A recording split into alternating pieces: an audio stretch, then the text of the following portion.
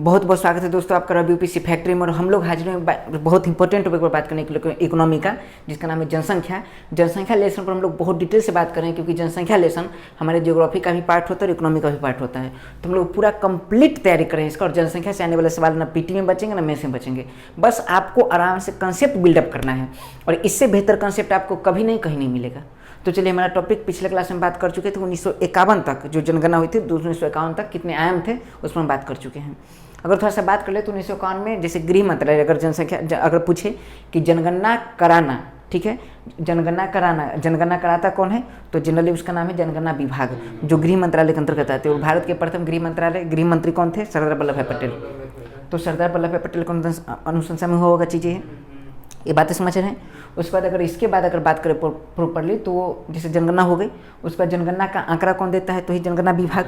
1951 तक हम देख चुके हैं, और ये भी देख चुके हैं 1931 में सबसे पहले जातिगत वही थी, और वही अंतिम जातिगत जनगणना उसके बाद फिर नहीं हुई। 2011 में हुई त्रिपुरा के पश्चिमी क्षेत्र के शंखोली ग्राम में, ठीक है, लेकिन उसमें एनजीओ के द्वारा कराया गया, जिससे वो आंकड़ा सही आंकड़ा प्राप्त नहीं हुआ, तो सरकार इसे पीछे कदम करने लगी। अब हम वहाँ से टॉपिक हम आगे देखते हैं, और बहुत इंपॉर्टेंट टॉपिक, और सारा सवाल यहीं से आएगा। जितना भी सवाल आएगा जनरली 2021 का आंकड़ा अभी नहीं आया, 2011 का आंकड़ा हम लोग पढ़ेंगे। और एग्जाम में चूँकि हम लोग थंबनेल पर 2021 इसलिए लिखते हैं क्योंकि 2021 के भी जितने एग्जाम होंगे, 2021 के मतलब आयाम से जो एग्जाम में सवाल आने वाले होंगे, 2021 में जनगणना नहीं आने का 2011 से ही सवाल आएंगे, ठीक है, इसलिए हम लोग उस चीज़ को मान के चलते हैं। तो हमारा जो टॉपिक है जनगणना, तो जनगणना में हम लोग 1951 तक देख चुके हैं। अब थोड़ा सा अगर शुरू किया जाए तो देश में नियमित जनगणना कब से शुरू हुई थी? 1881 से। 1881 से कब तक हुआ? तो 1881 तक फाइनली अभी तक 1951 तक पढ़ चुके हैं। लेकिन अगर ठीक से देखा जाए तो देखिए 1881, उसके बाद फिर बताइए 1921 में कुछ खास बात बताना चाहता हूँ, यहाँ से सवाल आता है।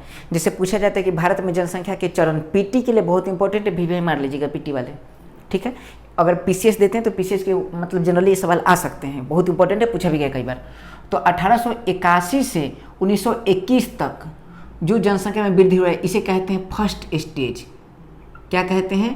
फर्स्ट स्टेज, प्रथम चरण।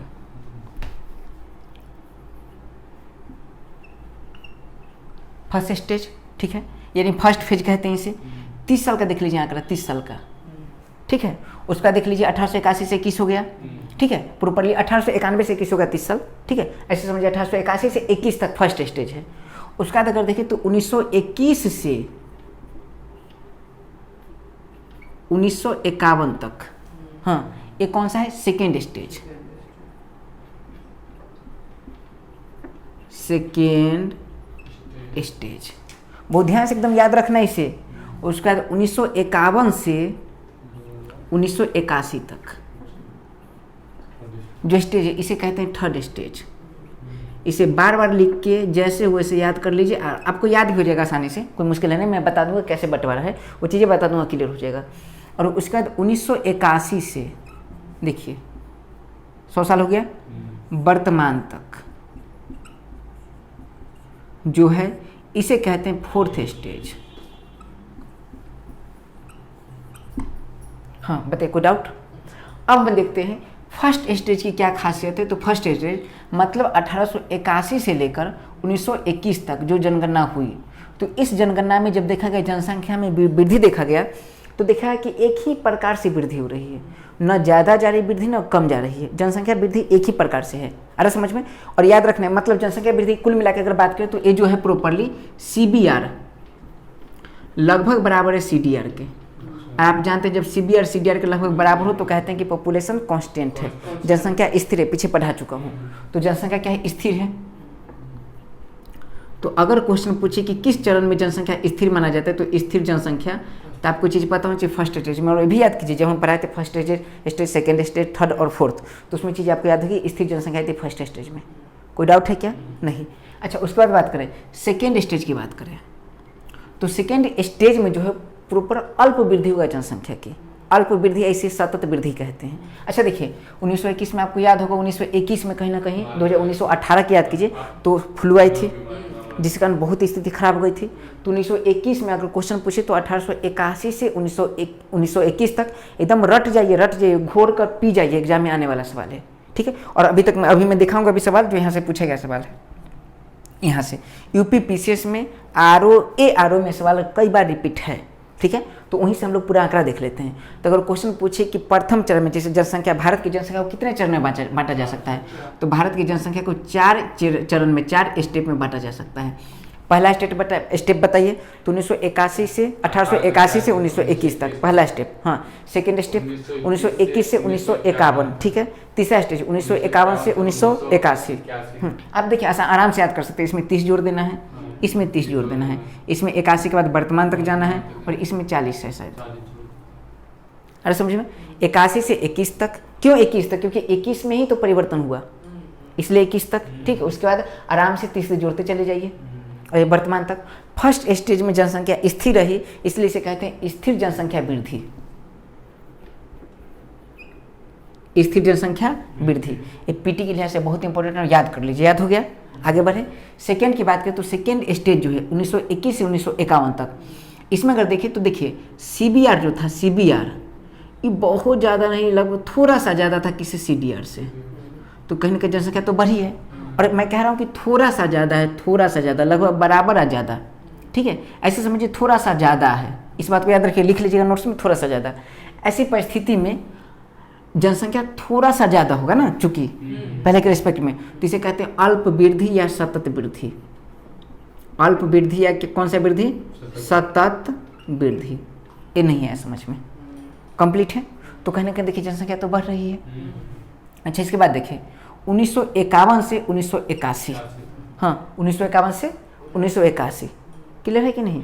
तो 1951 से 1981 को देखा जाए तो इस समय सीबीआर बहुत ज़्यादा हो गया, सीबीआर बहुत ज़्यादा हो गया किसी सीडीआर के। तभी तो आपको बात पता होगा कि 1971 में, 1961 से 1971 तक, जिस काल को कहते हैं महाविस्फोटक काल, ठीक है, क्या कहते हैं? महाविस्फोटक काल। तो याद रखना बहुत ज़्यादा हो गया सीबीआर, सीडीआर से बहुत ज़्यादा, मतलब डेथ रेट से बर्न रेट बहुत ज़्यादा हो गया, इसलिए इसमें जनसंख्या विस्फोट हो गया। जनसंख्या विस्फोट, यानी कह सकते हैं कि तीव्र वृद्धि दर, तीव्र वृद्धि दर भी आई है, मैं फिर कह रहा हूँ। और इसके बाद याद करें 1981 से वर्तमान तक, तो चूंकि 1981 के बाद आपको ये भी याद होगा कि 1975 के आसपास इंदिरा गांधी ने, 1971 के बाद इंदिरा गांधी की कौन सी योजना लाई थी, मतलब जनरली जनसंख्या कंट्रोल करने की योजना है, उसमें हम आगे बात भी कर रहे होंगे, बहुत डिटेल में बात करेंगे। तो जनसंख्या नियंत्रण उसके बाद लगातार होने लगी, और जनसंख्या नियंत्रण करने की मतलब जितने भी योजनाएं वगैरह आने लगी तो जनसंख्या कंट्रोल होगा। तो इसीलिए जो जनसंख्या वृद्धि दर था, जनसंख्या वृद्धि दर था, जो जनसंख्या का तीव्र वृद्धि दर था वो डाउन हुआ। क्या हो बताइए? जनसंख्या का तीव्र वृद्धि दर क्या हुआ? डाउन हुआ। लेकिन इसके साथ जनसंख्या में तीव्र वृद्धि भी रहा। बहुत ध्यान से समझना है, जनसंख्या जिस हिसाब से बढ़ रहा था उस हिसाब से डाउन हुआ, लेकिन फिर भी जनसंख्या में वृद्धि दर रहा। जनसंख्या में वृद्धि दर रहा। हाँ समझिए ध्यान से, क्लियर है? एक सवाल यहाँ से पूछा, मैं पूछता हूँ अभी, बहुत इंपॉर्टेंट सवाल है, एक मिनट सवाल देखना है।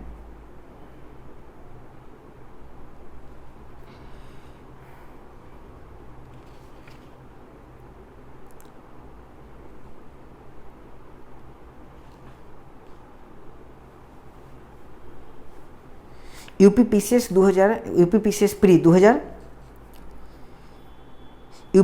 प्री 2015 में सवाल पूछा गया। सवाल ये है कि वर्तमान में भारत की जनसंख्या वृद्धि निम्न में से किस दौर से गुजर रहा है? वर्तमान में, तो कहने के सवाल यहाँ से है वर्तमान में, ठीक है। 2015 में सवाल पूछा गया है, और ऑप्शन है स्थिर जनसंख्या, सतत वृद्धि जनसंख्या, तीव्र वृद्धि जनसंख्या, और निश्चित रूप से गिरने की प्रवृत्ति के साथ उच्च वृद्धि दर। देखिए, तो जनसंख्या में तीव्र वृद्धि दर गिरा है, और फिर तीव्र वृद्धि दर भी रहा है। ऑप्शन सब है, ए भी है, ए भी है, ए भी है, ए भी है। तो वर्तमान में तो भारत की जनसंख्या ये देख लीजिए। इस सवाल पूछा गया, कई सवाल है जो आप जवाब दे सकते हैं। जवाब है, सवाल है यूपीपीसीएस मेंस 2007 में क्वेश्चन पूछा गया है कि भारत में प्रथम नियमित जनगणना किस वर्ष की गई? नियमित 1881 में, ठीक है। फिर सवाल है कि जनगणना 2000 भारत में जनसंख्या की उच्चतम वृद्धि, जिसे महाविस्फोटक काल कहते हैं, ये कब देखा गया? सवाल कब पूछा गया मैं बता दूं, यूपीपीसीएस जीआईसी 2010 में, यूपीपीसीएस प्री 2005 में, यूपीपीसीएस प्री 2015 में। 1971 में जनरली। ईस्वी सन लेकिन दिया है 1961 से 71, 1971 से 81, 1981 से 91, 2000। क्लियर है? हाँ, ऐसे बहुत सारे सवाल है जो सारे सवाल आपसे बन जाएंगे माल्थस के अनुसार, वही बात है। तो हम पढ़ा चुके हैं सब कुछ, तो जो फेमस सवाल था मैंने बताया। इसके अलावा बहुत सारे सवाल आपके सारा सवाल बन जाएंगे। तो जो क्वेश्चन इंपॉर्टेंट था तो यहाँ से सवाल बन चुका है, तो इसको फिर से पढ़िए। जनसंख्या में तीव्र वृद्धि दर जो थी उसमें क्या हुआ? गिरावट आई, और साथ में जनसंख्या में तीव्र वृद्धि दर भी रही। हाँ, तीव्र, देखिए एक बात और अंतर ठीक से समझिए इस बात को, इसमें कन्फ्यूजन हो जाए बच्चे, इसलिए मैं कह दूँ कि जो जनसंख्या में वृद्धि दर जो थी, वृद्धि दर, तो जनसंख्या में पूरा बात ठीक से लिख देता हूँ, जनसंख्या में तीव्र वृद्धि दर, यानी जिस रेट से जनसंख्या अभी तक बढ़ रही थी उसमें गिरावट हुआ। क्या आई? गिरावट। लेकिन इसके साथ जनसंख्या तेजी से बढ़ी। तो देखिए यहाँ दर लगा हुआ है, अब अगला में लिखा होगा तीव्र वृद्धि, दर नहीं। मतलब समझिए कि मान लीजिए कि जैसे मान लीजिए समय 1981 है, अब वर्तमान है, तो जनसंख्या मान लीजिए कि एक वर्ष में जनसंख्या कुछ न कुछ हिसाब से बढ़ती है। जैसे अभी बात करो 2011 की, तो अभी जनसंख्या प्रत्येक वर्ष बढ़ रही है 1.64% के हिसाब से। ठीक है, आ रहा समझ में? 2001 की बात करें तो 2001 में जनसंख्या बढ़ रही थी 1.94% के हिसाब से, 1.97% के हिसाब से। ये एक्यूरेट आंकड़ा है। अब सोचिए इस हिसाब से जनसंख्या बढ़ रही थी तो कहीं ना कहीं तो गिरावट आई। तो जितना तीव्रता से जनसंख्या बढ़ी थी उसमें गिरावट आई कि नहीं? तो जनसंख्या में तीव्र वृद्धि दर में गिरावट। इससे पहले देखिए तो लगभग 2 के हिसाब से रेट बढ़ रही थी, उससे पहले 2.5 के हिसाब से, उससे पहले 3 के हिसाब से रेट बढ़ रही थी। तो जिस वृद्धि से जनसंख्या बढ़ रही थी उसमें गिरावट तो आई, लेकिन साथ में जनसंख्या तो तेजी से बढ़ रही, तभी तो भारत गर्दा उड़ा के रखा है। अरे समझिए ना? ठीक है, तो चीज़ें ये है। कोई डाउट है? इसको बार बार मैं बता दूं कि भी है, इसको बार बार ध्यान में रखना है, बार बार वन डे एग्जाम के लिए आप तैयार रहिए। एक टॉपिक बहुत इंपॉर्टेंट है, यहाँ से बच्चे सवाल गलत करेंगे। ठीक है, कंपटीशन का मतलब ये नहीं कि आप कितना सवाल सही करते हैं, कंपटीशन का मतलब है कि आप बाकी से कितना सवाल ज़्यादा सही करते हैं। ठीक है, तो इंपॉर्टेंट बात है। ठीक है, इतना पॉइंट कंप्लीट रुक दीजिए, कीजिए। 1951 की जनगणना हम देख चुके हैं, सॉरी 1951 की जनगणना हम देख चुके हैं। ठीक है, 1951 में क्या हुआ? तो स्वतंत्र भारत की प्रथम जनगणना। उसका देखेंगे 1951 के बाद क्या हम लोग फाइनली देख चुके थे 1961, 1971। हाँ, 1961-71 की जनगणना किसे क्या कहते हैं? महाविस्फोटक काल। हाँ, 1971 के बाद 1981। हाँ, उसके बाद 1991। हाँ, उसके बाद 2001, उसके बाद 2011। तो हमें यही देखना है 2011, ये इंपॉर्टेंट है। तो आज की क्लास में 2011 की जनगणना कंप्लीट कर लेंगे और यहाँ से सवाल 100% बनेंगे। बच्चे करके भी जा रहे हैं आजकल एग्जाम में, खूब पढ़ते हैं 2011 की जनगणना में क्या क्या मामला है। हम लोग बहुत डिटेल से बहुत आराम से बात करेंगे और ऐसा कंसेप्ट आपको नहीं मिलेगा। यहाँ रटने की आवश्यकता ही नहीं, आपको चीज़ें समझ में आ जाएगी। उसके बाद आप फिर कि जितना रिवाइज करते हैं आपका अंडरस्टैंडिंग लेवल ठीक बनेगा। ठीक है, कोई डाउट नहीं। तुम लोग का टॉपिक अब क्या होगा देख लीजिए, कोई खास बातें है नहीं, मेन बात इसमें ही था। बाकी जनगणना जिस हिसाब से उसी हिसाब से होती आई है, कोई डाउट तो नहीं इसमें। चलिए, और अगर आपसे क्वेश्चन ये पूछा जाएगा कि भारत में जो जनगणना है उसमें क्या वृद्धि दर रहा है कि नहीं रहा है, इस टाइप का सवाल पूछा जाता है। तो भारत की जनसंख्या तो लगातार बढ़ी है। जैसे एक सवाल बता दूं आपको, इसका बहुत इंपॉर्टेंट सवाल है ये, कि क्वेश्चन ये भी पूछा गया है कि भारत की जनसंख्या घनत्व निरंतरण बढ़ा है, लगभग स्थिर रहा है, कुछ कम हुआ है, उसके बाद है पहले बढ़ा है, फिर 1991 के पश्चात घटा है। तो फिर से क्वेश्चन सुनिए, भारत की जनसंख्या घनत्व निरंतर बढ़ा है, लगभग स्थिर रहा है, कुछ कम हुआ है, पहले बढ़ा है, 1991 के बाद 1991 के पश्चात घटा है। तो हमेशा बढ़ा है भारत की जनसंख्या। जो तीव्र वृद्धि दर थी वो डाउन हुआ, लेकिन बढ़ा तो हमेशा है। एक स्थिति में कम हुआ था, बस एक स्थिति 1961 से 1911 से 1921 तक, उसके अलावा कभी नहीं। तो अगर पूछिए भारत की जनसंख्या नियंत्रण बढ़ा है, भारत की जनसंख्या घनत्व नियंत्रण बढ़ा है, कोई डाउट नहीं। चलिए अब हम यहाँ देखते हैं, तो हम लोग का भी टारगेट क्या होगा 2011 का जनसंख्या, कोई डाउट नहीं, जनगणना। तो इसे हम लोग हटाते हैं और टॉपिक क्या रखेंगे 2011 के जनगणना। बहुत आराम से देखिए, और यहाँ से एनर्जी आपको होना चाहिए। 2011 की जनगणना, चलिए मेरे साथ बोलते रहिएगा। अच्छा, जनसंख्या से जनगणना से सबसे पहले क्या पता चलता है? तो जनगणना से सबसे पहले पता चलता है जनसंख्या के बारे में। तो सबसे पहले हम देखेंगे कि भारत की जनसंख्या कितनी है। तो भारत की जनसंख्या, बस जनसंख्या पे एक्यूरेट याद रखिए, बाकी कितना याद रखना मैं बताता हूँ। ठीक है, तो भारत की अगर जनसंख्या की बात करूँ तो मेरे साथ बोलिए, भारत की जनसंख्या है 1,21,08,54,977। ठीक है, फिर से मेरे साथ बोलिए, 1,21,08,54,977। इतना याद हो गया। 1,21,08,54,977 ये क्या हो गया संपूर्ण जनसंख्या। कोई डाउट नहीं। इसमें से अगर देखा जाए तो इसमें क्या होंगे, मेल होंगे, इसमें क्या होंगे, फीमेल होंगे। मेल कितने हैं, फीमेल कितने, तो कुछ नहीं आपको याद रखना, लगभग 62 जो करोड़ है, क्योंकि 1 अरब है तो करोड़ करोड़ के मिलने से बने होंगे, तो 62 करोड़ मेल है और आपको बता दूं लगभग 58 करोड़ क्या है, फीमेल है। अरे समझ में, अब यहीं से आप अंदाजा लगा सकते हैं 62 करोड़ मेल है, ठीक है। पूरा मैं आपको बता दूं 62 करोड़ 32 लाख मेल है और 58 करोड़ 75 लाख क्या है, फीमेल है। बता दीजिए, कोई डाउट है। अब सोचिए ऐसी स्थिति में तो देखिए इसका मतलब लिंगानुपात होना तय है, सेक्स रेशियो अगर बनाना तय है। मुझे बताइए फिर से, भारत की जनसंख्या 1,21,00,00,000 हाँ 8,54,977 ये भारत की जनसंख्या है, जिसमें मेल कितने, तो 62 करोड़ याद रखिएगा। मेल कितने, 62 करोड़, मेल कितने 62 करोड़, फीमेल कितने 58 करोड़, एक्यूरेट बोले तो 62 करोड़ 32 लाख 58 करोड़ 75 लाख। अरे समझ में, एक मेल हो गए, क्या हो गए, फीमेल हो गए। इसके अलावा 1000 में भी आंकड़ा आपको याद नहीं रखना है, काम यहाँ से हो जाएगा, कोई डाउट तो नहीं। अगर आपसे पूछे कि मेल जो इतना है तो पूरी जनसंख्या का कितना प्रतिशत है, तो याद रखना 51%। कितना प्रतिशत, 51%। कोई डाउट है क्या? पूरा याद रखिएगा आंकड़ा, तो पूरा आंकड़ा है 51.47%। वो नहीं, आप 51% याद रखिए। कोई डाउट है क्या? नहीं। फीमेल की बात करें तो फीमेल कितना, तो फीमेल याद रखना है नहीं, फीमेल 48%, 48.5%। ठीक है, चलिए कोई डाउट है? हाँ, तो जल्दी इतना याद हो गया।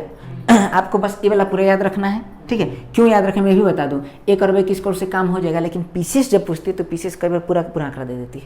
तो जनसंख्या, भारत की जनसंख्या कितनी है, 1,21,08,54,977, जिसमें 62 करोड़ मेल है और करोड़ फीमेल है। अच्छा, पुरुष कितने प्रतिशत में है, तो 51%, हाँ 51.4%। चलिए याद कर लीजिए, यानी 51.5 लिख दे क्या, 51.5 और 48.5। अरे समझ में, कोई डाउट नहीं है। चलिए, तो 51.5% क्या है, मेल और 48.5% क्या है, फीमेल। ये लगभग आप याद रखिए, कोई डाउट इसमें नहीं है। अच्छा, विश्व की जनसंख्या जितनी है उसमें भारत की जनसंख्या कितनी है, तो विश्व की जनसंख्या क्या रेशियो में 2011 भारत की जनसंख्या 17.5%। अगर आप मेरे से पूछिएगा कि सबसे ज़्यादा इंपॉर्टेंट अभी जो पढ़ाने वालों को क्या याद रखूँ, तो यही आपको याद रखना है। 17.5% विश्व की जनसंख्या में, जैसे विश्व में जितने लोग निवास करते हैं उसके रेस्पेक्ट में भारत में पूरे विश्व के 17.5% लोग निवास करते हैं। अरे समझ में, कितने प्रतिशत लोग, 17.5% लोग। तो मैं लिख दूँ विश्व की जनसंख्या के, बोलिए, विश्व के जनसंख्या के कितने, 17.5% लोग, हाँ 17.5% लोग कहाँ निवास करते हैं, भारत में। ये बात याद रहेगा। सबसे ज़्यादा सवाल यही पूछा गया अभी तक, सबसे ज़्यादा पूछा गया है, विश्व की जनसंख्या के कितने प्रतिशत लोग भारत में निवास करते हैं, 17.5%। हाँ, मेल कितने प्रतिशत है, 51% फीमेल कितने, 48.5%। कोई डाउट है क्या? नहीं। आगे बढ़े हम, पक्का कोई समस्या नहीं। तो एक जनसंख्या के बारे में इतना बात हम जान गए।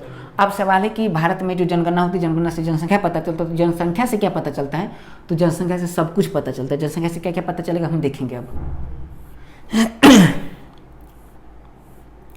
ये पढ़ने का एक तरीका होता है, और इसी तरीके से जैसे ये देख लीजिए, हम लोग अब अलग तरीका से पढ़ेंगे बिल्कुल, जैसे क्या कहते देख लीजिए। हाँ, सच में क्लियर है, कोई डाउट नहीं। तो अगर देखिए, तो भारत में अगर जनगणना जनसंख्या के हिसाब से अगर पता करें, तो जनसंख्या से सबसे पहले पता चलता है, जैसे एक पता चलता है वार्षिक वृद्धि। जैसे जनसंख्या में वार्षिक वृद्धि कितना हो रहा है, जैसे मान लीजिए 10 साल में जितना वृद्धि हुआ, अगर उसको जितना वृद्धि हो रहा है 10 साल में, अगर उसे हम 10 से भाग देते तो वार्षिक वृद्धि पता चल जाएगा। तो जनगणना में, जनगणना जो है, जनगणना क्या बताते हैं, तो जनगणना ये भी बताते कि वार्षिक वृद्धि, जनसंख्या की वार्षिक वृद्धि क्या है, वार्षिक वृद्धि क्या है, ये बताती है, ठीक है, जिसे कहते हैं ईयरली पॉपुलेशन ग्रोथ। अच्छा, दूसरा बताती है जनरली हमारी जनसंख्या जनगणना 10 साल पर, तीसरी दूसरा क्या बताती है, दशकीय वृद्धि। क्या बताती है, दशकीय वृद्धि बताती है। दशकीय वृद्धि को कहा जाता है डिकेड। क्या कहते हैं, डिकेड। अरे समझ में। उसके बाद क्या है, पॉपुलेशन ग्रोथ। अरे समझ में, डिकेड पॉपुलेशन ग्रोथ, कोई दिक्कत। और जनरली देखिए, डिकेड तो डिकेड हो गया, वृद्धि को ग्रोथ कहते हैं, रेट है तो डीजीआर। अगर कहीं भी डीजीआर लिखा रहा है तो समझिए दशकीय वृद्धि रेट है, दशकीय वृद्धि दर। तो जनगणना क्या क्या दिखाई दी, तो क्वेश्चन यहीं से आएगा। इसी क्वेश्चन को, इसी टॉपिक को हमने ऐसे बांट दिया है क्योंकि आपको पढ़ने में आसानी हो। रिवाइज के लिए बढ़िया नोट्स की बहुत आवश्यकता होती है। अगर आपको रद्दी नोट्स दे दूं, उसमें एग्जाम के लिए बहुत कम बातें लिखो, लेकिन आपको याद नहीं होगा। जैसे मैं बात करूँ लूसेंट आप याद कीजिएगा, बार बार भूलिएगा, क्योंकि चीज़ें नहीं, मैं एक बहुत अच्छी बातें लिखी हुई है, लेकिन लिखने का तरीका उसमें बड़ा जटिल है लूसेंट में। अगर उसी को टॉपिक करके बढ़िया से लिखा जाए चीज़ें तो आपको आसानी से याद हो जाएगा। ठीक है, तो चलिए बातें कंप्लीट है। मैं आपको फिर बता दूं कि 2011 की जनगणना की बात करें तो 2011 में जनगणना से पता चला कि विश्व की जनसंख्या जितना है उसमें भारत का प्रतिशत कितना है, 70.5%। जनसंख्या 1,61,51,977। ये ठीक है। मेल कितने, 62 करोड़। ठीक है, फीमेल कितने, 58 करोड़। और परसेंटेज की बात करें तो 51% और 48, 51.5 और 48 कंप्लीट है। अब जनसंख्या से क्या पता चलता है, वार्षिक वृद्धि दर पता चलती है, 10 की वृद्धि दर पता चलती है। इसके बाद अगर बात करें तो जनसंख्या घनत्व का पता चलता है। क्या पता चलता है, जनसंख्या घनत्व का पता चलता है। और क्या पता चलता है इसके अलावा बात करें तो, और बताइए, जनसंख्या घनत्व। उसके बाद साक्षरता दर का पता चलता है। क्या पता चलता है, साक्षरता दर का पता चलता है। इसके बाद कितने पुरुष हैं कितने महिला है इसकी पता चलता है। ठीक है, लिंगानुपात, जनरली क्या, लिंगानुपात का पता चलता है। इसके अलावा चूंकि हम जानते हैं 2011 की जो जनगणना हुई, इससे पहले भी जनगणना जितनी हुई उसमें शेड्यूल कास्ट की जनगणना जरूर, जातिगत जनगणना है, सिर्फ ओबीसी की जनगणना नहीं होती, लेकिन शेड्यूल कास्ट की जनगणना होती है। मतलब कहीं ना कहीं एससी की स्थिति का पता चलता है। शेड्यूल कास्ट और शेड्यूल ट्राइब मतलब एससी के बारे में पता चलता है, और इसे हिंदी में कहते हैं अनुसूचित जाति, और इसे कहते हैं अनुसूचित जनजाति। फिर से बोलिए, अनुसूचित जाति, अनुसूचित जनजाति, तो इसके बारे में पता चलता है। तो कुल मिला के 2011 के जनगणना में इसके अलावा और भी चीज़ें, जैसे बता दूं कि ग्रामीण परिवेश में कितने लोग रहते हैं, शहरी परिवेश में कितने लोग रहते हैं, इसके बारे में पता चलता है। इतने चीज़ों के बारे में अगर जान ले कि वार्षिक वृद्धि दर क्या है, वार्षिक वृद्धि दर क्या है, जिसे कहते हैं YDR, yearly, YGR, yearly growth rate, ये क्या है, GDR पता कर ले क्या है, अगर ये याद कर ले आंकड़ा, जनसंख्या घनत्व क्या है, साक्षरता दर क्या है, किस राज्य का प्रथम स्थान है, किसका बाद में स्थान है। उसके बाद साक्षरता में पुरुष महिला के आधार पर पुरुष की साक्षरता दर कितना है, महिला की कितनी है, ये सब देख ले। लिंगानुपात देख ले। SC ST जनरली यहाँ से सवाल पूछे जाते हैं कि कौन से ऐसे राज्य है जहाँ ST नहीं पाए जाते हैं, कौन से ऐसे राज्य है जहाँ SC नहीं पाए जाते हैं। इस टाइप का अगर देख लें आंकड़ा तो हमारा एग्जाम में सारा सवाल सही हो जाएगा। ठीक है, इसके साथ हम ये भी देखेंगे तो हो गया हमारा राज्य के लिहाज से, और यही चीज़ अप्लाई करेंगे फिर केंद्र शासित प्रदेश पर कि आखिर कौन सा केंद्र शासित प्रदेश है जहाँ जनसंख्या बहुत ज़्यादा है, वार्षिक वृद्धि दर ज़्यादा है, 10 की वृद्धि दर ज़्यादा है, जनसंख्या घनत्व ज़्यादा है, साक्षरता दर ज़्यादा है। इस चीज़ देखें अगर तो केंद्र शासित प्रदेश में ऐसा प्रथम स्थान पर आता है जिसका नाम है दिल्ली। ठीक है, उसके बाद फिर हम देखेंगे कि जनसंख्या घनत्व की पिछले स्थान पर लक्षद्वीप आता है। फिर कई प्रकार के आंकड़ा परिवर्तन भी होते हैं, तो हम एक क्लास प्रॉपरली छोटा सा क्लास 10-15 मिनट का लेकर हम उसमें ये भी डिस्कस करेंगे अगला क्लास में केंद्र शासित प्रदेश में जनगणना का क्या हाल है।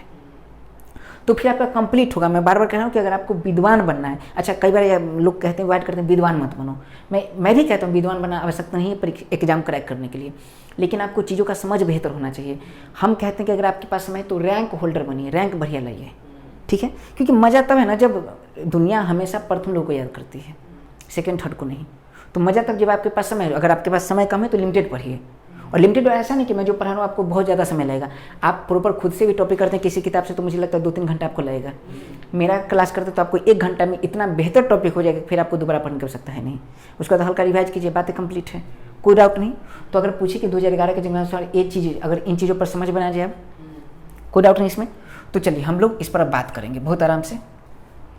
चलिए तो मिटाते हैं तब तक। चलिए अब वार्षिक वृद्धि दर की बात करें तो देखिए, वार्षिक वृद्धि दर हम कैसे पता करते हैं कोई चीज़ का वृद्धि हुआ है या नहीं। तो चूँकि अब परिवार नियोजन की प्रक्रिया रही है, जनसंख्या वृद्धि पर कंट्रोल करने की योजनाएं रही है, तो ऐसी स्थिति में बात करें तो वार्षिक वृद्धि दर की बात करें तो वार्षिक वृद्धि दर जो 2001 में था वो था, मैं बात कर चुका हूँ 1.97%, थोड़ी देर पहले बताया हूँ 2001 में। और 2011 में घटकर, वृद्धि दर का मतलब है ना कि हमेशा वृद्धि करेगा। ठीक है, वार्षिक वृद्धि दर प्रॉपरली अगर क्वेश्चन पूछे कि वार्षिक वृद्धि दर 2011 में बढ़ी है घटी है, तो घटी है। जो 2001 में 1.97% था, अब ये घटकर 1 में बता चुका हूँ कितना हो गया, बिल्कुल 6-4%, 9-7 भी देख सकते हैं। ठीक है, तो 1.4% एक्यूरेट है। यानी कहीं ना कहीं अगर देखा है तो कहीं ना कहीं वार्षिक वृद्धि दर क्या हुआ, घटा है। तो ये बहुत इंपॉर्टेंट है। अगर क्वेश्चन पूछे कि 2011 में जनसंख्या का जो वार्षिक वृद्धि दर था उसमें क्या गिरावट देखने को मिली है, अगर यूपीएससी सवाल पूछेगा तो यूपीएससी ये आंकड़ा नहीं देगा और वो लाइन लिख देगा स्टेटमेंट यूपीएससी। अगर पीसीएस पूछे तो पीसीएस आंकड़ा पूछेगी। पीसीएस तो कभी कभी हद करती है, महाराणा प्रताप की भाला का वजन पूछ देता है। पीसीएस कभी कभी हद ये करता है, नहीं सीरियसली। ठीक है, पीसीएस कभी कभी ये कर देता है, जब महात्मा गांधी को शव यात्रा से ले जाया जा रहा था उस समय महात्मा गांधी को सबसे आगे कंधा देने वाला व्यक्ति कौन था। ठीक है, ऐसा सवाल, ये सब सवाल का जवाब महात्मा गांधी जानते होंगे या फिर जो कंधा दिया होगा। क्लियर है ये चीज़ें। समझ में आ रहा है? अब देखिए तो 1.97% एक कंप्लीट है वार्षिक वृद्धि दर, जिसे कहते हैं YGR, हाँ, ईयरली ग्रोथ रेट।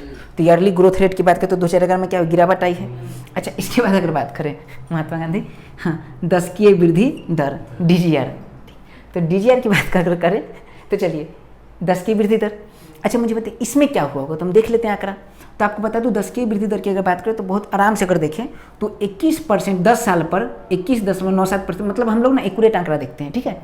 तो 21% पहले 2001 में देखा गया कि जनसंख्या 21% बढ़ रही है, लेकिन अभी जब 2011 में देखा गया तो 11 में ये जनसंख्या पता है कितना आ चुका है, जो दशकीय वृद्धि दर 17.5% है। आप वहाँ से याद कर सकते हो, याद आया विश्व की जनसंख्या की इतना, ठीक है। और मैं आपको बता दूं अगर आप तनाव में आ रहे हैं कि नहीं ये आंकड़ा याद नहीं होगा, तो मैं आपको बता दूं कि आपको बस 2011 का आंकड़ा याद रखना है। मैं चाहता हूँ आपका बेस्ट समझ हो, अंडरस्टैंडिंग बढ़िया हो। आप कैसे मेरी बात को मान लें कि नहीं घट रहा है, आप कैसे मान लें घट रहा है, इसलिए पुराना आंकड़ा देना जरूरी है, ठीक है। तो आपको बता दूं बहुत मुश्किल है नहीं, दुनिया में आप सब कुछ याद कर रखे हैं, बस एक तो इसे याद करना है, इसे याद करना है, ठीक है। बाकी तो सब कुछ आपको याद है, जिसे नहीं याद करना उसे बार बार याद करते हैं, तो इसे याद कर लीजिए। वार्षिक वृद्धि दर 1.97 से घट कर कितना 1.64% हो गया। अच्छा दशकीय वृद्धि दर भी घटा, तो कितना घटा 21% था, वो घट कर कितना हो गया 17.5%। तो 17.5% आपको दो जगह याद रखना है। कहाँ याद रखना है? एक याद रखना है विश्व की जनसंख्या के, भारत की जनसंख्या 17.5% है, और दूसरा अभी 2011 की जनसंख्या जनगणना के अनुसार भारत की जो दशकीय जनसंख्या वृद्धि है वो कितना है 17.5%। कोई डाउट है? आपको किताब वगैरह में 17.7% लिखा मिल जाएगा, आंकड़ा ऐसे याद रखिए, कोई डाउट नहीं है। अच्छा दशकीय वृद्धि दर कहते किसे हैं? तो कुछ नहीं, बड़ा इजी सी बात है कि वर्तमान में कितनी जनसंख्या, मतलब वर्तमान में जनसंख्या कितनी है, वो आपको क्लियर है। जैसे मान लीजिए कि दशकीय वृद्धि दर किसे कहेंगे, तो वर्तमान में जनसंख्या, जैसे मान लीजिए वर्तमान में कितना है 2011 वाला आंकड़ा है, और इससे पहले वाले यानी 2001 में कितना जनसंख्या था, अब बट्टा में 2001 में कितना जनसंख्या था, अब गुना 100। ये जो फॉर्मूला है ये फॉर्मूला है DGR का। तो अगर कभी कभी ऐसा होता है कि DGR का फॉर्मूला एग्जाम में पूछ दिया जाता है, तो DGR का फॉर्मूला बताइए क्या हो जाएगा, DGR बराबर क्या हो जाएगा, वर्तमान की जनसंख्या, हाँ वर्तमान की जनसंख्या माइनस पूर्व की जनसंख्या, हाँ पूर्व की जनसंख्या बटा में पूर्व की जनसंख्या, हाँ अब गुना में 100। इसे क्या हो जाएगा, इसे दशकीय वृद्धि दर पता चल जाएगी। हाँ कोई डाउट नहीं है, पक्का, इसमें कोई समस्या नहीं। अब सवाल है कि दशकीय वृद्धि दर जो बढ़ा है, दशकीय वृद्धि दर जो हुआ है, उसमें कौन कौन सा ऐसा राज्य है जिसमें सर्वाधिक दशकीय वृद्धि दर हुआ है। हाँ एनर्जी, यहाँ जरूरत पड़ेगी एनर्जी की, हर जरूरत नहीं पड़ती एनर्जी की, कई बार बैठना पड़ता है, कई बार चलना पड़ता है, तो चलने के समय एनर्जी की आवश्यकता पड़ेगी। तो चलिए एनर्जी बढ़ाइए। चलिए तो मुझे बताइए दशकीय वृद्धि दर, तो जैसे मान लीजिए भारत में राज्य हैं जितने, तो उस राज्य की अगर बात करें तो कुछ राज्य में जनसंख्या वृद्धि दर ज़्यादा होगी, कुछ राज्य में कम होगी। तो कुछ राज्य में ज़्यादा होगी उसे कहते हैं सर्वाधिक दशकीय वृद्धि दर वाले राज्य, और जिसमें कम उसे हम क्या कहेंगे, न्यूनतम जनसंख्या दशकीय वृद्धि। अब क्या पढ़ेंगे, सर्वाधिक दशकीय वृद्धि दर वाले राज्य, फिर क्या पढ़ेंगे, न्यूनतम दशकीय वृद्धि दर वाले राज्य। अब कौन कौन है, ठीक है। तो इसके लिए आपको कविता बता दो, कविता के माध्यम से आप याद कर सकते हैं। लेकिन आप चाहते हैं वन डे एग्जाम की तैयारी कर रहे हैं आप, तो आपको नॉर्मल, जैसे आप बहुत तनाव में हैं, आपके पास कम सिलेबस है पढ़ने के लिए, अगर समय है तो पूरे याद कीजिए, समय नहीं तो पहला राज्य आप जरूर याद करके जाइए कि सर्वाधिक दशकीय वृद्धि दर वाले राज्य कौन है और न्यूनतम दशकीय वृद्धि दर वाले राज्य कौन है, ये जरूर याद करके जाइए एग्जाम में, आपका फायदा हो जाएगा। आपके पास में तो मैं कहता हूँ कि एक आंकड़ा बना लीजिए, जिससे आपका कभी भी जीवन में काम आएगा, ठीक है। क्योंकि याद रखिए कि हाँ जिसका कहते हैं ना कि जात लक्षण बाय मरले पर जाए, कहावत है। अगर मान लीजिए जिसका जनसंख्या बढ़ रहा है ठीक ठाक, तो उसका जनसंख्या बढ़ता ही है। चलिए तो इतना पॉइंट कंप्लीट है। अब सर्वाधिक जनसंख्या दशकीय वृद्धि दर वाले राज्य कौन है, याद रखना है। तो बड़ा एक सिंपल सी बात है, मैं बताता हूँ। जैसे बिहार के बारे में क्या आ रहा है आपका, बिहार में ज़्यादा होगी, ठीक, पक्का आ रहा है, ठीक है। अब मैं आपको बता दूँ। अच्छा उसके बाद बताइए थोड़ा सा अगर बात करें नागालैंड के बारे में क्या रहा है आपका, कम होगा, सिंपल सी बात है। चलिए तो सर्वाधिक की बात करें तो सर्वाधिक में याद रखना, मेरे साथ बोलिए जामी। जामी एक कविता है, मेरे साथ याद हो जाएगा अभी, जामी बिहारी मेघ में। जैसे अब मैं याद करा दूंगा, अभी ट्रिक भी मैं याद करा दूंगा, ट्रिक आपको बार बार रटने की आवश्यकता नहीं। देखिए एक बात बताइए, जनसंख्या कहाँ का बढ़ता है, जहाँ आबादी ज़्यादा हो, और जहाँ आबादी ज़्यादा हो वहाँ जाम लग जाता है। तो एक आप याद रखिए, जहाँ जनसंख्या सर्वाधिक होगा वहाँ पक्का जाम लगेगा, ठीक ठीक है, तो आप याद रखिए जाम, अरे समझ में। उसके बाद बिहार में तो जनसंख्या ज़्यादा होगा, एक बिहारी 100 पर भारी, ठीक है। और जहाँ मेघ होगा, जनरली ये भी कहा जाता है फिल्म वगैरह में कि बारिश का मौसम था, रोमांटिक सीन था, वैसे तो हमें जनसंख्या ज़्यादा बढ़ती है। तो याद रखिए 3 बात, जाम बिहारी मेघ में, हाँ जाम बिहारी मेघ में वहाँ 10 की वृद्धि दर ज़्यादा होगा।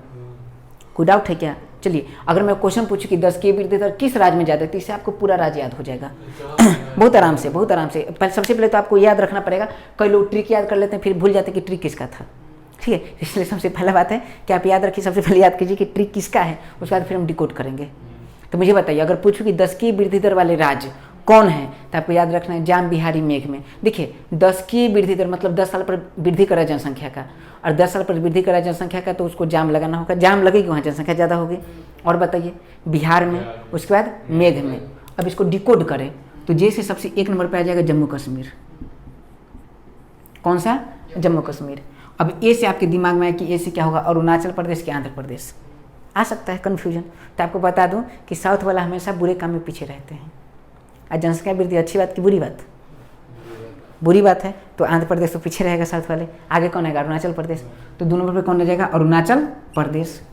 अब एम से कन्फ्यूजन होता है मेघालय की मिजोरम, मणिपुर भी आ रहा है, ठीक है। तो मैंने एम आई किया था, अरे समझ में। तो एम आई से क्या? मिजोरम।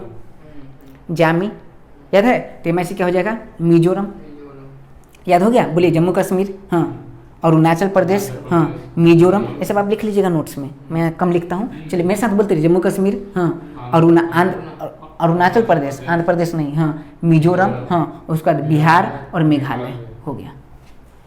एग्जाम में आपसे जनरली एक ही पूछा जाता है, लेकिन फिर भी मुझे लगता है कि कई बार ये भी होता है कि कई बार 4 राज्य आपको सजा दिया जाएगा बढ़ते घटते क्रम पर, क्योंकि आप देख रहे हैं कि बीपीएससी का जो टेंडेंसी है वो लहर लाने वाली है। तो फिर बच्चा लहराते हुए आएगा, तो इसीलिए आप पूरा तैयार करके जाइए। सवाल ऐसे आ जाते हैं कि चावल उत्पादक वाले प्रमुख राज्य को बढ़ते क्रम में सजाए, घटते क्रम में, तो आपको उस हिसाब से तैयार होकर जाना पड़ेगा। हाँ मुझे बताइए सिंपल, मैं इस चीज़ में भरोसा रखता हूँ कि समय थोड़ा ज़्यादा लगे, लेकिन हाँ क्वालिटी की चीज़ें मिले। तो मुझे जल्दी बताइए कि 10 की वृद्धि दर वाले अगर सर्वाधिक 10 की वृद्धि दर वाले अगर राज्य पूछे तो जाम बिहारी मेघ में, जाम बिहारी मेघ में। याद हो गया पक्का? अगर 10 की वृद्धि में जैसे बोलूँ सर्वाधिक, तो आपको याद हो जाना चाहिए जाम बिहारी मेघ में। पक्का? क्लियर है? अच्छा, 10 से मिलता जुलता वर्ड है डस, और डसता कौन है? सांप। एक दोस्त था मेरा स्कूल में, वो कहता नाग को कहता था नगवा, नगवा। तो आप नगवा याद रखिए। तो चलिए न्यूनतम वाला बात करें तो न्यूनतम में आ जाएगा कैसे? तो न्यूनतम है नगवा,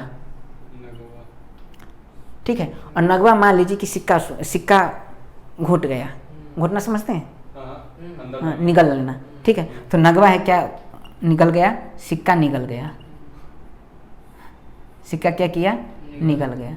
तो निकलने के बाद क्या हो जाएगा? ऐसे मान लीजिए कि नगवा सिक्का निकल गया, फिर अंधा हो गया। नहीं क्लियर? अब बहुत देखिए, मैं इतना कह रहा हूँ पक्का गारंटी से, अगर आप ट्रिक याद करते तो पहला जो अगर से एग्जाम में सवाल आए तो पक्का बना लीजिएगा, और मैक्सिमम क्वेश्चन पहला से ही आएगा। बच्चे कितना आंकड़ा याद करेंगे, समझिए इस बात को। तो देखिए अगर पूछूं 10 की वृद्धि दर वाले राज्य कौन से, तो जाम बिहारी मेघ में, याद हो गया। अच्छा न्यूनतम वाले, तो न्यूनतम में 1 नंबर पे नागालैंड।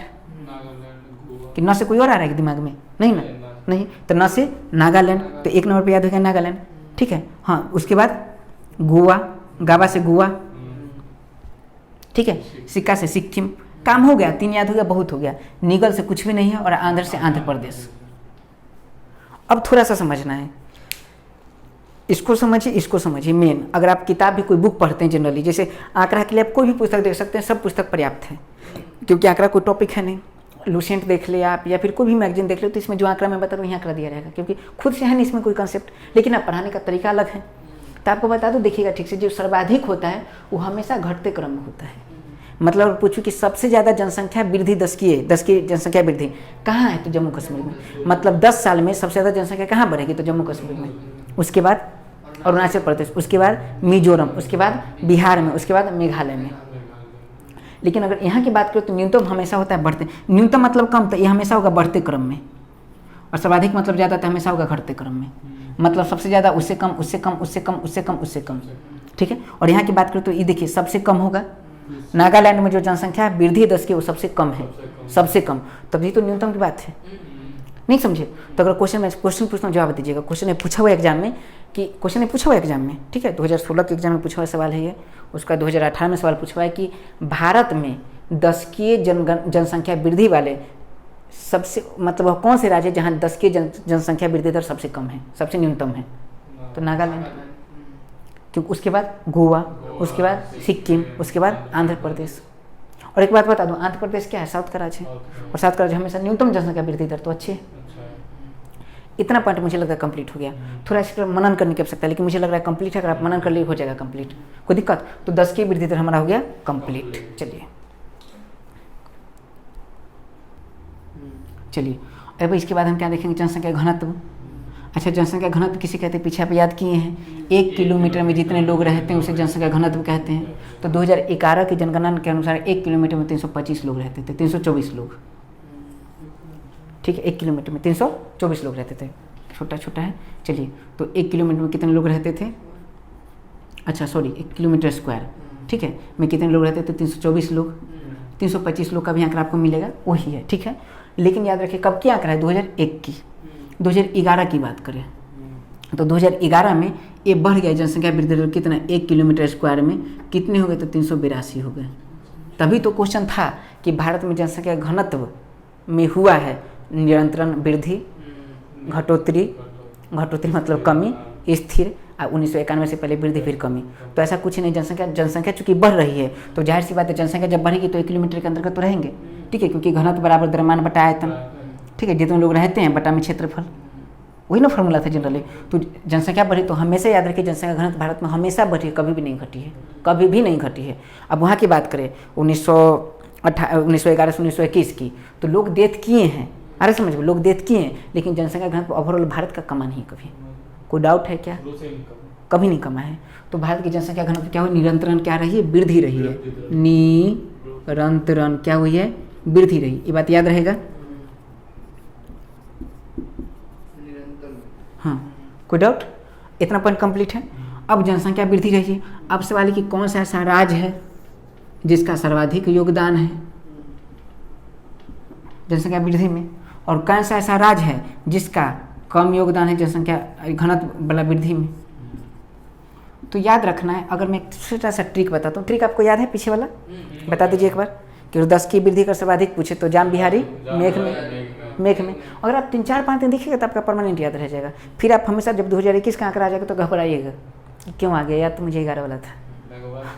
हाँ, उसके बाद अगर मान लीजिए न्यूनतम पूछे तो नगवा सिक्का निगल कर अंधेरा हो गया, ठीक है, क्लियर है कि नहीं? अच्छा, बस याद रखना, न्यूनतम वाला बढ़ते क्रम में और अधिकतम वाला घटते क्रम में। सही लग रहा है एकदम? मतलब एक करेंट लोग घबराते हैं, सब आंकड़ा याद करने से घबराते हैं, लेकिन मुझे लगता है कि आपको याद हो जाएगा। उसके बाद बात करें जनसंख्या वृद्धि की, तो सर्वाधिक कौन है? तो मैं छोटा सा बात बताऊँ, अगर कभी भी पूछे पॉपुलेशन डेंसिटी के बारे में, मतलब जनसंख्या घनत्व के बारे में पूछे, तो ट्रिक आप याद रखिएगा कैसे कि किसका ट्रिक कौन सा होगा। ट्रिक तो आपको याद हो जाएगा, लेकिन किसका ट्रिक कौन सा बाद में ट्रिक बहुत हो जाएगा, फिर आप कन्फ्यूज कर जाएगा। तो मैं आपको बता दूँ कि अगर ज़्यादा जनसंख्या पूछे तो जैसे केला का मतलब घौर कहते हैं उसे, ठीक है, केला का जो घौर ही कहते हैं ना उसे, ठीक है, तो केला का जो गुच्छा है प्रॉपरली, उसमें देखिए केला का गुच्छा बहुत रहता है। हालांकि गुच्छा शब्द अंगूर के लिए प्रयोग होता है, तो केला का जो घौर है उसमें बताइए बहुत ज़्यादा केला है, तो हम क्या कहेंगे? डेंसिटी खूब है उसका। अरे समझ में कोई दिक्कत है? केला का डेंसिटी बहुत है। जैसे डेंसिटी का मतलब है भारीपन, घनत्व। तो केला में एक जैसे एक प्रोपर उसमें केला बहुत है, घनापन बहुत, तो घनत्व वाला में केला वाला ट्रिक होगा। एक बात याद रखना है, कौन सा ट्रिक होगा? केला वाला। और एक खैनी सुनिए, खैनी, तो खैनी का घनत्व बहुत कम रहता है, ठीक है। तो घनत्व की बात करें तो घनत्व में एक होगा सर्वाधिक और एक होगा न्यूनतम। सर्वाधिक होगा उसमें केला वाला ट्रिक और न्यूनतम होगा उसमें खैनी वाला ट्रिक। अब ट्रिक क्या मैं भी बता दें तो काम आपका हो जाएगा। चलिए ठीक है। अच्छा, केला कहाँ का प्रसिद्ध है? हाजीपुर का। और हाजीपुर कहाँ है? बिहार में, वैशाली में। वैशाली कहाँ है? बिहार में, ठीक है। चलिए अब बात करते हैं सर्वाधिक में, तो बिहार का केला है। वो पता है कहाँ कहाँ के लोग पसंद करते हैं? ये सच्ची बात है। बिहार का केला तो सारे दुनिया के लोग पसंद करते हैं, लेकिन फिर भी बिहार का केला मुख्य रूप से हरियाणा, पश्चिम बंगाल और उत्तर प्रदेश में है, जाता है, खूब जाता है, ठीक है। तो बताइए बिहार का केला कौन सा केला? बिहारी केला। अच्छा मुझे खुद बताइए आप, दो मैं लाइन बोलता हूँ, बिहारी केला, हरियाणा, बंगाल, बंगाल मतलब पश्चिम बंगाल, ठीक है, क्योंकि भारत में तो बंगाल ही है। चलिए फिर से बताइए, बिहारी केला, हाँ बिहारी केला, हरियाना बंगाल, हरियाना पश्चिम बंगाल में उतर रहा है। फिर से लाइन बोलिए मेरे साथ, बिहारी केला हरियाणा पश्चिम बंगाल में उतर रहा है। पश्चिम बंगाल बोलने में दिक्कत तो सीधे बोलिए ना, बिहारी केला हरियाणा बंगाल में उतर रहा है। हाँ, बिहारी केला हरियाणा बंगाल में उतर रहा है। बिहारी केला हरियाणा बंगाल में उतर रहा है। केला वाला ट्रिक सर्वाधिक में जाएगा। अच्छा, एक गाना सुनेंगे, बड़ी में छोटी में गाना है, 80 90 पूरे 100 80 नहीं, पूरे 100 नहीं, 80 चुटकी 90 ताल रगड़ के खैनी मुंह में डाल। सुने गाना एक, ठीक है, 80 चलिए तो पहले सर्वाधिक वाला ट्रिक लिख लेते हैं। तो चलिए 2 ट्रिक, अब खैनी वाला भी ट्रिक याद कर लीजिए। खैनी वाला ट्रिक वही गाना बस याद कीजिए आप। हाँ, 80 90 पूरे ताल, ऐसे याद कर लीजिए, 80 90 पूरे ताल रगड़ के खैनी मुंह में डाल, था ना ये। तो ये खैनी वाला ट्रिक किस में आ जाएगा, न्यूनतम में, बस यहाँ से निकल जाएगा पूरा। बहुत मेहनत से ट्रिक बनाया गया है, लेकिन आपके एग्जाम में पूरा आसान कर देगा ये। आपको लगता है चीज़ अगर एक बार प्रैक्टिस कर ले फिर भूलिएगा।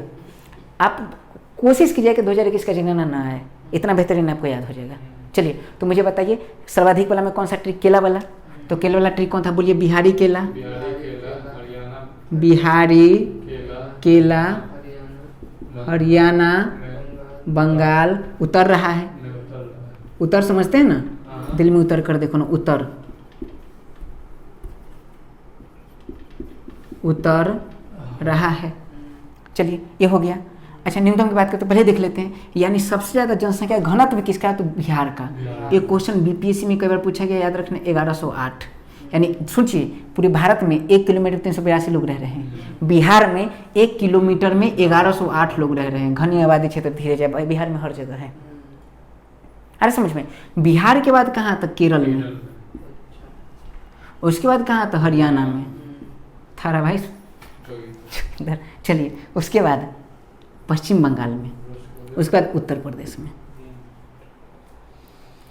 आप जानते हैं जब लिखने आते हैं कितना कंटेंट आपके पास है, कम करना पड़ेगा। यही मेंस की तैयारी क्या है, मेंस की तैयारी में क्या, जब आदमी के पास बहुत ज्ञान हो जाए तो उसे कम कैसे करें, सीमित, वही मेंस है। पीटी में नॉलेज कैसे बढ़ाएं और मेंस में उसको सिमटे कैसे, यही है बस। कोई डाउट है क्या? कोई आपसे टक्कर नहीं लेगा, कोई नहीं है टक्कर में, क्यों पड़े हो चक्कर में। ठीक है, याद रखिए। ये पॉइंट कंप्लीट हुआ कि नहीं? मतलब बताइए, अगर आपसे पूछे कि जनसंख्या घनत्व, तो बिहारी केला हरियाणा बंगाल में उतर रहा है। रोड पे चलते रहे बोले बिहारी केला हरियाणा बंगाल में उतर रहा है, कोई पूछे कहाँ उतर रहा है, तो हरियाणा बंगाल में उतर रहा है। क्या उतर रहा है? बिहारी केला उतर रहा है। उसे नहीं आएगा समझ में, आपको समझ में आ जाएगा सारा कुछ, नहीं होगा? कंप्लीट है पूरा बात। चलिए अब बताइए न्यूनतम जनसंख्या घनत्व की बात करें। हाँ, 80 90 पूरे ताल बोलिए, 80, बोलिए मेरे साथ, 80 90 पूरे ताल रगड़ के खैनी मुंह में डाल। चलिए अब ध्यान देना है इसमें, रगड़ के खैनी मत डालिए, खैनी बुरी बात है। अभी मूवी रहता कोई ना तो नीचे आ जाता है कि धूम्रपान करना स्वास्थ्य के लिए हानिकारक होता है, आ जाता है नीचे। हाँ, to smoke is harmful for health. अब समझिए 80 90 पूरे ताल रगड़ के मनी मेराज, याद है मनी मेराज? ठीक है, तो उनको उल्टा कर दीजिए, मेराज मनी मुंह में डाल, मेराज मनी मुंह में डाल। ठीक, अब देखिए खुद पहला, मैं बार बार कह रहा हूँ कितना आसान ट्रिक है कि आप पहला राज तो निकाल लीजिएगा, और एग्जाम में जनरली पहला ही पूछा जाता है। ठीक है, मैं चाहता हूँ पूरा आकर आपको बता। देखिए असम नहीं, अरुणाचल प्रदेश। ठीक है, अरुणाचल प्रदेश। अच्छा, उसके बाद सिक्किम, और उसके बाद पूरा 90 पूरे ताल है, सबको हटा दीजिए। ठीक है, और मनी मेराज ये आएंगे। देखिए तो अरुणाचल प्रदेश, सिक्किम, हाँ, और मेराज से, में से देखिए मेराज है मिजोरम, मेराज है ना मिजोरम, और मनी से मणिपुर। तो मनी मेराज भी कहीं ना कहीं काम आ गए। ठीक है, कंप्लीट है बात। तो चलिए याद हो गया। तो अगर बात करें कि सर्वाधिक जनसंख्या घनत्व कहाँ का है, क्वेश्चन पूछा हुआ है, सर्वाधिक जनसंख्या घनत्व बिहार का है। उसके बाद किसका है? अगर बिहार का ऑप्शन हो तो केरल का, हरियाणा का। बिहारी केला हरियाणा बंगाल में उतर रहा है। ठीक, उत्तर प्रदेश का भी जनसंख्या घनत्व ठीक ठाक है। अच्छा, उसके बाद बात करें कि कौन सा ऐसा राज्य है जिसका जनसंख्या घनत्व सबसे कम है, तो याद रखिए अरुणाचल प्रदेश। कोई डाउट है? आप बता भी सकते हैं। उसके बाद अरुणाचल प्रदेश के बाद सिक्किम, उसके बाद मिजोरम, उसके बाद मणिपुर। याद हो जाएगा। इसको बस लिखना है, बार बार प्रैक्टिस करना है। इस पर डिबेट करना है, डिबेट ऐसे टॉपिक पे किया जाता है, बार बार जितना रख रही है उतना कंप्लीट होगा बात। जनसंख्या घनत्व कंप्लीट। कोई सवाल है? नहीं। चलिए अगला देखते हैं हम लोग।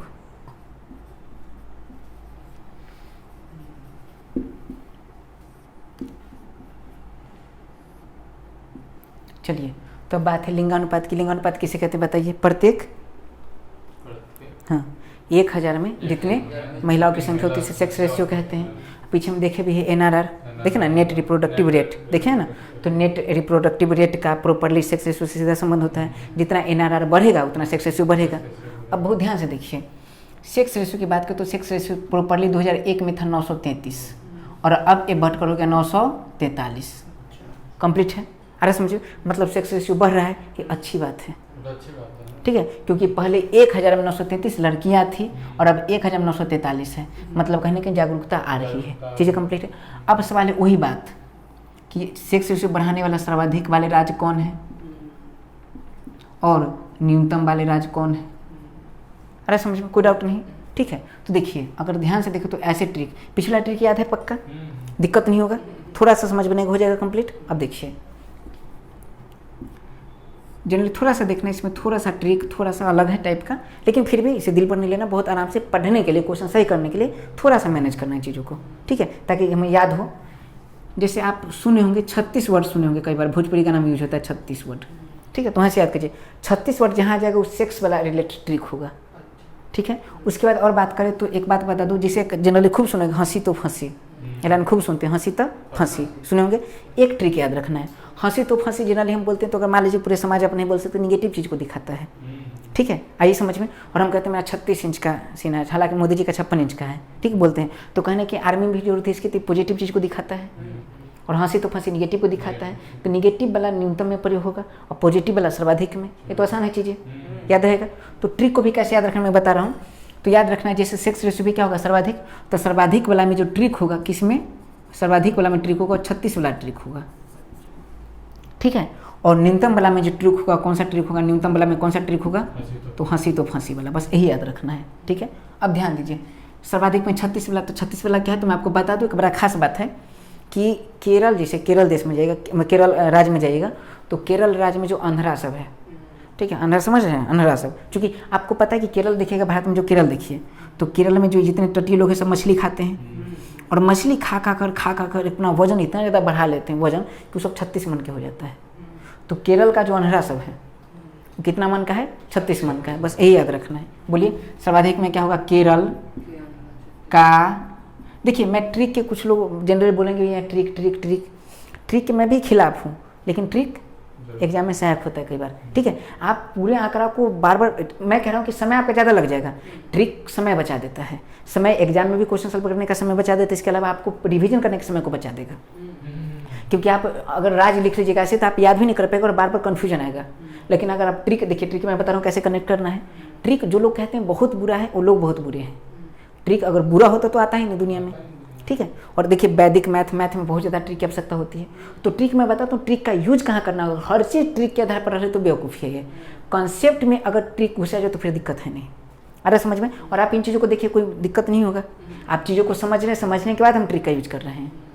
बिना अंडरस्टैंडिंग का ट्रिक बुरा होता है और अंडरस्टैंडिंग के साथ ट्रिक अच्छा होता है। तो बोलिए केरल का कौन अंधरा, हाँ, यानी कह दीजिए केरला अंधरा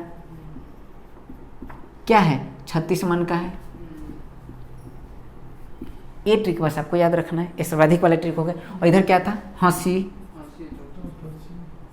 उत, गाँव में कहते हैं कौन उत, तो हंसी उत जब पे फांसी, भोजपुरी में बोल दीजिए, क्लियर है। चलिए अब आइए, आप खुद बताइए, केरल से, केरल 1 नंबर पे, यानी सेक्स रेशियो सबसे ज़्यादा कहाँ है, केरल में, आप जानते भी हैं। और कितना पता है आपको, हाँ बोलिए, 1000 में जनरली जितना लड़कियां होती है उसे हम सेक्स रेशियो कहते हैं। 1000 से ज़्यादा 1024, समझिए इस बात को। तो 1000 से ज़्यादा लड़की है केरल में, तो अच्छी बात है, अरे समझ में। तो केरल के बाद देख लीजिए आंध्र प्रदेश साउथ में नहीं कहा, साउथ में अच्छे लोग होते हैं, सेक्स रेशियो ज़्यादा है। हाँ, छत्तीसगढ़ में भी सेक्स रेशियो ज़्यादा है, ठीक है। अब छत्तीसगढ़ में क्या खास बात, छत्तीसगढ़ में तो शिक्षा व्यवस्था उतना बढ़िया है नहीं। तो कई बार याद रखिए, जो लोग शिक्षित नहीं होते हैं वो लोग भी, कई लोग ऐसा, वो मानसिकता पर डिपेंड करता है, लड़का लड़की में भेदभाव नहीं करते हैं। छत्तीसगढ़ में अच्छी स्थिति है, मणिपुर में अच्छी स्थिति है, कर्नाटक में अच्छी स्थिति है, अरे समझ के नहीं, कोई डाउट है क्या।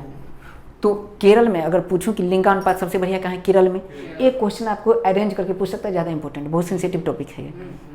तो केरल, आंध्र प्रदेश, मन में चलना चाहिए, केरला, आंध्रा, छत्तीस मन का है, तो केरल, आंध्र प्रदेश, हाँ, छत्तीसगढ़, हाँ, मणिपुर, हो गया कंप्लीट। 3 आपको मैक्सिमम 3 याद रखने से ज़्यादा नहीं। याद है तो अच्छी बात है, ना बुरी बात है, कंप्लीट है। चलिए आगे देखिए, न्यूनतम की बात करें तो हाँ से हरियाणा, और बहुत स्थिति खराब यहाँ की, बहुत स्थिति खराब, ठीक है। हाँ, सी से सिक्किम, उत्तर प्रदेश, और जप्पे से याद रखना है पंजाब, ज से जम्मू कश्मीर, और प से पंजाब। हंसी उत्तर जप्पे फंसे, आज के बाद जो डायलॉग हम लगा हंसी तो फंसी, वो बदल लीजिए, क्योंकि हंसी तो फंसी आपका काम कभी नहीं आएगा, लेकिन हंसी उत्तर जप्पे फंसे आएगा काम। कोई डाउट है तो बताइए जल्दी, कोई समस्या है क्या? यूज हो जाएगा, पूछ लीजिए, कोई दिक्कत है तो हो जाएगा। हाँ, हरियाणा, सिक्किम और उत्तर प्रदेश, 3 तो आप याद रखिए, शायद जम्मू कश्मीर, उसके बाद पंजाब। कंप्लीट है, तो इतना पॉइंट हमारा क्या हो गया? कंप्लीट, ठीक है। तो सेक्स रेशियो कंप्लीट। चलिए आगे बढ़िए।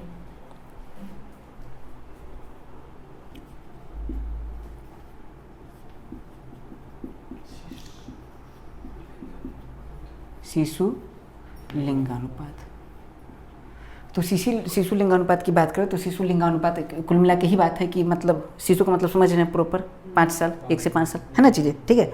तो चीज़ें हम बता चुके हैं, 0 से 1 साल, सॉरी, हाँ, चाइल्ड है 1 से 5 साल, ठीक है। तो शिशु लिंगानुपात की बात करें तो शिशु लिंगानुपात में अगर देख ले तो इसमें मामला क्या था, 927 थे प्रॉपर, ठीक है। जो घट के इसमें घटे हैं, और घट के कितना हो गया जनरली, तो 918। तो ये तो बुरी बात है, यानी इसका क्या करें, इसका कारण है कि भ्रूण हत्या बहुत ज़्यादा हो रहा है। लोग प्रेगनेंसी के समय टेस्ट कर लें कि बच्चा है कि बच्ची, उसके बाद बच्ची की हत्या करवा रहे हैं, ठीक है। तो बहुत बुरी बात है ये चीज़ें, जैसे भ्रूण हत्या। तो शिशु लिंगानुपात की बात करें तो शिशु लिंगानुपात क्या हुआ, घटा है, लेकिन लिंगानुपात क्या हुआ, बढ़ा है। कितना बढ़ा है, तो 10 बढ़ा है। ये कितना घटा है तो देख लीजिए, लगभग क्लियर चीज़ें, कोई डाउट है? अब एक काम हम क्या करेंगे, अब देखेंगे चीज़ की आखिर कौन कौन सा ऐसा राज्य है जो सर्वाधिक शिशु लिंगानुपात ज़्यादा है जिस राज्य का, और जिस राज्य का लिंगानुपात क्या है, कम है। तो ज़्यादा है जिसका याद रखें, अच्छा बच्चा जो छोटा बच्चा होता है जनरली जब वो गांव में होता है, गांव के अथी जब जोन में होता है तो कहाँ चला जाता है, गाछी समझते हैं, गाछी कहते हैं बगीचा को, हाँ। और सबसे ज़्यादा प्रसिद्ध है आम की गाछी में, भोजपुरी गाना सुने होंगे, आम की गाछी में हमारे गिर गिल कान के बाले सुने हैं, आम की गाछी में। तो ही लाइन आपको याद रखना है, आम की गाछी में। कैसे याद रखा, तो बच्चा से, बच्चा खेलने कहाँ जाता है, आम की गाछी में। तो आम के गाछी में, और आम जिस समय जब आम बनने की प्रक्रिया होती है तो उसमें आम में जो बनता है उसे कहते हैं मोजर, ठीक है। धैले में मोजर सुने हैं, ठीक है। तो मोजर, तो इसे याद रखिए। तो आ से याद रखना अरुणाचल प्रदेश, और म से याद रखना मोजर वाला मिजोरम, केरल, गुजरात, छत्तीसगढ़। पूरा याद हो गया, गाना सुने ना आम की गाछी में, ठीक है। तो वहाँ से याद रख कर लीजिए। हाँ, बिहार वाले खूब रिलेट करेंगे यूपी वाले यहाँ से। तो बताइए, अरुणाचल प्रदेश, मिजोरम, हाँ, केरल, गुजरात, छत्तीसगढ़, ये जितने इसमें क्या है, सर्वाधिक लिंगानुपात है, मतलब ठीक ठाक स्थिति में है। आ रहा समझ में? उसके बाद बात करें न्यूनतम, तो न्यूनतम याद रखना है, जैसे इसका एक तो हरियाणा, आप ऐसे याद कर लीजिए हरियाणा, उसके बाद याद कर लीजिए जम्मू कश्मीर, ठीक है। इसका भी ट्रिक है, ट्रिक कोई खास है नहीं। हज समझते हैं, हज, जैसे हम लोग जब तीर्थ यात्रा पे जाते हैं उसे तीर्थ यात्रा कहते हैं, जब मुस्लिम तीर्थ यात्रा पे उसे हज कहते हैं, हज। और हज में जाते हैं, कहाँ जाते हो, हज पर जाते हैं, और जब कहीं जाके रुकते हैं तो उसको कहा जाता है गुपुरा। तो हज गुपुरा अगर याद रखिएगा तो वहाँ से काम हो जाएगा, हरियाणा, जम्मू कश्मीर, गु से गुजरात, प से पंजाब, रा से राजस्थान। तो याद रखिए, क्लियर है, हज गुपुरा और एक आम की गाछी में अगर याद रखते हैं तो शिशु लिंगानुपात पता चल जाएगा। आपसे एक राज्य पूछा जाता है कि किस राज्य में ज़्यादा, किस राज्य में कम है, कोई समस्या तो नहीं, कोई डाउट नहीं, चेक कीजिए। अब इसके बाद है साक्षरता दर।